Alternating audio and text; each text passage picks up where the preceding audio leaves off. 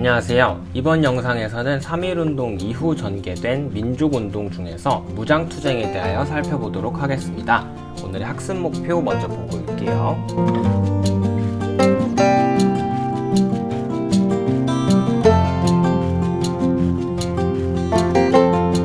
지난 시간에는 1920년대 이후 일제 정책에 대항하여 나타난 사회운동에 대하여 살펴보았습니다. 기억나시나요? 조선 물건을 사용하여 민족 산업을 키우자며 시작된 물산 장려운동부터 민족교육과 민중계몽을 위해 일어난 밀립대학 설립운동, 문자보급운동, 그나로드운동 등 민족교육을 위한 다양한 활동이 나타났었습니다. 이외에도 노동운동, 농민운동을 시작으로 여성운동, 형평운동 등에 대하여 살펴보았습니다. 그리고 마지막으로 신간회가 결성되는 계기가 된 60만세운동부터 신간회가 지원한 광주학생 항일운동까지 알아봤었는데요.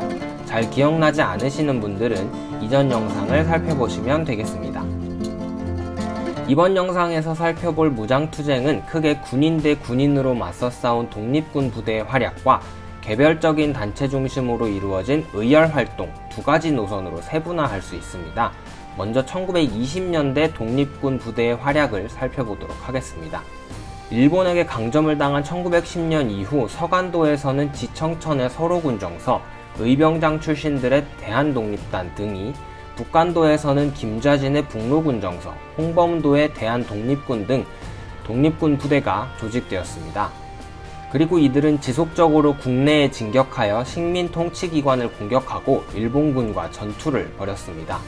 독립군 부대의 기습에 번번이 패하던 일제는 독립군의 근거지였던 만주의 봉오동을 1920년 6월 습격하였습니다. 하지만 홍범도에 대한 독립군을 비롯하여 최진동의 군무도독부군, 대한국민회의 산하부대였던 안무의 국민회군 등이 연합하여 일제의 공격을 물리쳤습니다. 대대적인 공격을 감행했음에도 패한 일본군은 만주 지역 독립군에 대한 토벌 계획을 벌이고 중국 군벌과 훈춘 사건을 조작하여 만주 지역의 조선인 3만여 명을 학살하였습니다. 이처럼 일본군의 독립군에 대한 공격이 강화되고 조선 백성들에 대한 탄압이 심해지자 김좌진의 북로군정 서군과 홍범도의 대한독립군 등 여러 독립군 부대가 청산리 대첩이라고 불리는 전투를 벌이게 되었습니다. 청산리 대첩은 백운평 전투를 시작으로 천수평, 어랑촌 전투 등 청산리 일대에서 6일 동안 전개된 10여 차례의 전투를 말합니다. 청산리 대첩은 독립군이 무기나 군인 수에 있어서 일본군과 비교했을 때 매우 약했지만 일본군 전사자 1200명, 부상자 2100명, 독립군 전사자 130명, 부상자 220명이라는 항일 무장투쟁 역사상 가장 큰 승리였습니다. 1920년 봉오동 전투, 청산리 대첩 등 두 차례의 전투에서 참패한 일제는 독립군의 근거지 소탕을 위해 간도 지역의 한인마을을 불태우고 우리 동포들에 대한 무차별적인 학살을 감행하였습니다. 일제의 우리 동포에 대한 공격이 지속되자 독립군은 우리 동포들의 피해를 줄이기 위해 밀산부에 집결하여 러시아의 자유시로 이동하였습니다. 당시 소련은 러시아 혁명 이후 미국과 일본의 지원을 받는 백군과 사회주의 적군 사이에 갈등이 있었습니다. 이에 적군을 지원하기 위해 자유시로 이동한 것이었습니다. 하지만 사회주의에 대한 인식의 차이로 독립군 간의 갈등이 생겼습니다. 사회주의를 조선의 독립을 위한 수단으로만 생각하는 사람들과 사회주의를 본질적인 혁명이라고 생각한 사람들로 나뉜 것입니다.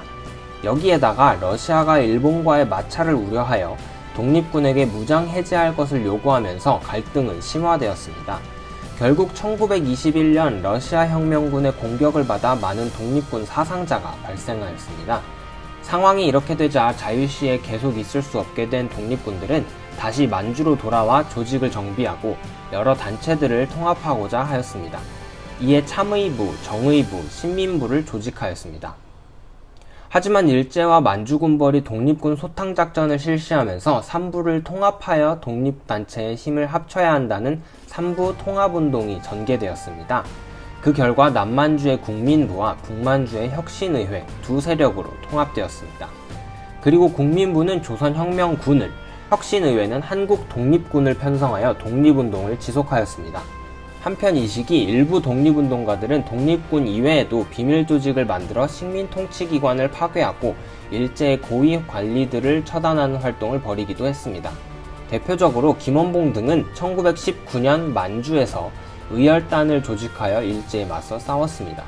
1923년에는 신채호가 작성한 조선혁명선언을 근거로 의열활동을 실시하였습니다. 잠시 조선혁명선언을 살펴보겠습니다. 강도 일본을 쫓아내려면 오직 혁명으로만 가능하며 혁명이 아니고는 강도 일본을 쫓아낼 방법이 없는 바이다. 우리의 민중을 깨우쳐 강도의 통치를 타도하고 우리 민족의 신생명을 개척하자면 양병 10만이 폭탄을 한 번 던진 것만 못하며 1000억 장의 신문, 잡지가 한 번의 폭동만 못할지니라. 민중은 우리 혁명의 대본령이다. 폭력은 우리 혁명의 유일한 무기이다. 우리는 민중 속으로 가서 민중과 손을 맞잡아 끊임없는 폭력으로서 강도 일본의 통치를 타도하고 우리 생활에 불합리한 일체의 제도를 개조하여 인류로서 인류를 압박하지 못하며 사회로서 사회를 박탈하지 못하는 이상적 조선을 건설할지니라. 조선혁명선언. 의열단원들의 활동을 몇 가지 살펴보겠습니다. 먼저 의열단원이었던 박재혁은 부산경찰서에 폭탄을 투척하였으며 김익상은 조선총독부에 폭탄을 던지기도 했습니다.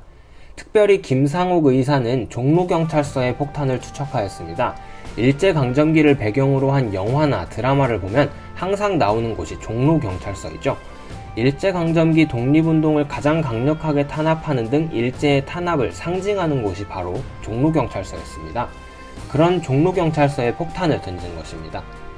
일제는 김상옥을 체포하기 위해 수백여 명의 경찰을 동원하여 습격하였지만 김상옥은 3시간 동안 일본 경찰과 총격전을 벌이다 마지막 한 발로 자결하였습니다. 이외에도 나석주, 최수봉, 김지섭 등 여러 의열단원들의 활동은 우리 민족의 항일의식을 높였습니다. 하지만 이러한 개인적인 의열투쟁의 한계를 깨닫게 된 김원봉은 1925년부터 조직적이고 대중적인 무장투쟁을 준비하면서 이후 무장투쟁에 변화를 주었습니다. 1920년대에는 의열단 이외에도 개인적으로 강우규 의사와 같은 분들이 독립운동을 전개하기도 하였습니다. 지금까지 1920년대 독립군 차원의 독립운동과 의열단의 활동에 대하여 살펴보았는데요. 1930년대에는 어떻게 이루어졌는지 살펴보겠습니다. 지난 영상에서도 봤지만 1930년대가 되면 일본은 어떤 전략을 펼치게 되나요? 바로 만주사변을 일으키고 전쟁을 하게 되죠. 이로 인해 중국 역시 일본에 대한 경계가 높아지게 되었습니다. 그러면서 우리 독립군들과 중국이 연합하여 일제와 맞서 싸우게 됩니다. 남만주 지역에 있었던 국민부의 조선혁명당 산하 조선혁명군은 양세봉 장군을 총사령관으로 중국 의용군과 연합하여 영릉가, 흥경성 전투 등 대일본 전쟁을 벌이고 북만주의 혁신의회 소속으로 조직된 한국독립당 산하의 군대 조직이었던 한국독립군은 지청천 장군의 지휘 아래 중국 호로군과 연합하여 쌍성보, 사도하자, 동경성, 대전자령 전투 등을 벌이는 등 일제에 저항하였습니다. 하지만 결국 일제의 괴뢰 정권인 만주국이 세워지면서 독립군은 중국 내륙으로 들어가게 되었습니다. 이외에도 만주 지역에 있었던 사회주의 계열의 독립운동가들은 항일 유격대를 결성하였습니다. 1937년에는 김일성을 중심으로 한 사회주의자들이 압록강을 건너 함경남도 갑상군 보천면의 한 파출소를 기습 공격하는 보천보 사건을 일으키기도 했습니다. 1919년 의열단을 만들었던 김원봉은 개인적인 단체활동보다는 군사활동이 필요하다고 여겨 1938년 중국 국민당의 지원을 받아 조선의용대를 결성하였습니다. 이들은 중국 국민당과 함께 정보수집, 포로신문, 후방교란 등 대일본 전쟁에서 다양한 활동을 펼쳤습니다. 그러다 1940년대가 되면서 국민당과의 연합을 두고 사회주의 계열의 반발이 일어나면서 김원봉을 중심으로 한 세력은 대한민국 임시정부 소속 군대인 한국광복군으로 편입되었으며 김두봉을 중심으로 한 사회주의 계열의 조선의용대 화복지대는 후에 사회주의 군대인 조선의용군을 결성하게 되었습니다. 그럼 여기서 잠시 대한민국 임시정부 소속의 한국광복군에 대하여 살펴보기에 앞서 국민대표회의 이후에 약화된 대한민국 임시정부의 상황을 살펴보도록 하겠습니다. 침체기에 빠져있던 대한민국 임시정부의 김구는 이러한 어려움을 극복하기 위해 1931년 한인애국단을 결성하였습니다. 한인애국단 소속 이봉창은 먼저 일본의 수도인 도쿄에서 일본 국왕처단을 시도하여 일제에 충격을 안겨주었고, 이에 대하여 중국의 신문들은 불행히도 일왕이 죽지 않았다며 아쉬움을 표현하였습니다. 그러자 일본은 상하이 사변을 일으켜 중국을 압박하였습니다. 1932년 4월에는 윤봉길이 상하이 훈커우 공원에서 열린 일본군 상하이 점령 축하 기념식장에서 폭탄을 던져 일본군 장성을 죽이고 여러 고위 관료들에게 중상을 입혔습니다. 중국 국민당 정부는 이러한 한인애국단의 활동을 계기로 대한민국 임시정부에 대한 지원을 약속하였고, 임시정부의 독립운동 역시 활력을 띠게 되었습니다. 대한민국 임시정부는 일본군의 상하이 점령 이후 난징, 광저우, 치장 등을 거쳐 1940년이 되면 충칭에 정착하게 되었습니다. 충칭에 정착하게 된 임시정부는 지청천을 사령관으로 하여 한국광복군을 창설하고 정치, 경제, 교육의 균등을 보장하는 조소왕의 삼균주의에 기초하여 민주공화정 수립을 내용으로 하는 건국강령을 1941년에 발표하였습니다. 조소왕의 삼균주의에 기초한 건국강령을 살펴보겠습니다. 임시정부는 1931년 4월에 대외선언을 발표하고 삼균제도의 건국원칙을 천명했으니, 이른바 보통선거제도를 실시하여 정권을 균등히 하고 부위제도를 채용하여 이권을 균등히 하고 공비교육으로서 배울 권리를 균등히 하며 국내외에 대하여 민족자결의 권리를 보장하여 민족과 민족, 국가와 국가의 불평등을 과감히 제거할지니, 대한민국 임시정부 건국강령 1장 총강 중에서 이후 김원봉의 조선 의용대를 흡수하여 더욱 강화된 한국광복군은 일제가 태평양 전쟁을 일으키자 선전포고를 하고 연합군의 일원으로 전쟁에 참여하였습니다. 한국광복군은 중국 국민당군과 함께 대일전쟁을 전개하고 영국군의 요청에 따라 인도 미얀마 전선에서 일본군 회유방송, 포로신문, 암호번역, 정보수집 등의 임무를 수행하였습니다. 또한 미국과 함께 1945년 8월 20일 국내 진공작전을 계획하기도 하였습니다. 하지만 일본이 8월 15일 갑작스럽게 항복을 함으로써 국내 진공작전은 결국 실행에 옮기지는 못하였습니다. 이를 두고 김구는 이렇게 말했습니다.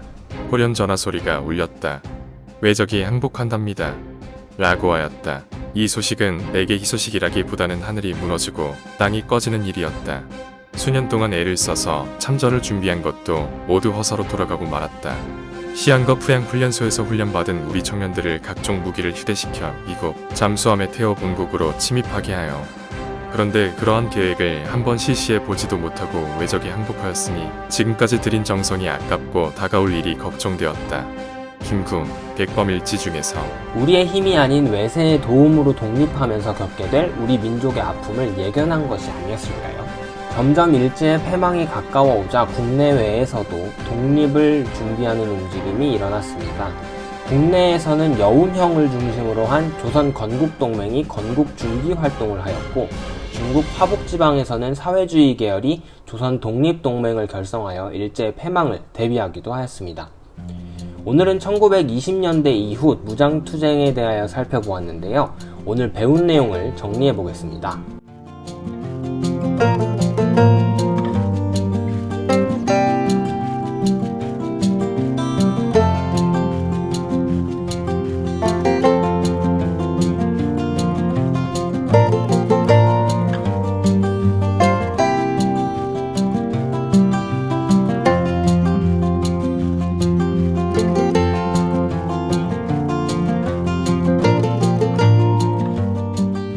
이번 시간 여러분에게 드릴 과제는 항상 안내해드리는 것처럼 오늘 수업 내용을 노트에 정리해보는 것입니다.